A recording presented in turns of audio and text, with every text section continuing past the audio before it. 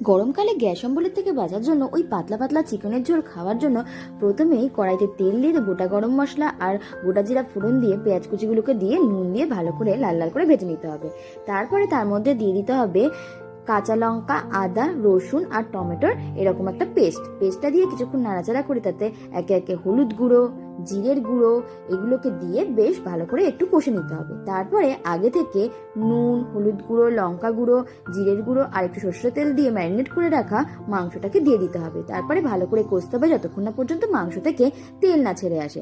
তারপরে কষা হয়ে গেলে তার মধ্যে জল দিয়ে দিতে হবে কিছু খানিকটা, এবং দেওয়া হয়ে যাওয়ার পর কিছুটা ফুটতে দিতে হবে। যখন দেখা যাবে কিছুটা ফুটে উঠেছে তখন তার মধ্যে আগে থেকে ভেজে রাখা ডুমো ডুমো আলুগুলোকে দিয়ে ফুটতে দিতে হবে। আর দেখতে হবে যতক্ষণ না পর্যন্ত মাংস আর আলুগুলো বেশ ভালো করে সেদ্ধ হয়ে যায় ততক্ষণ অবধি ফুটতে দিতে হবে। তারপরে এরকম গরম গরম ভাতের সাথে ঝোল ঝোল চিকেন সত্যি আহা।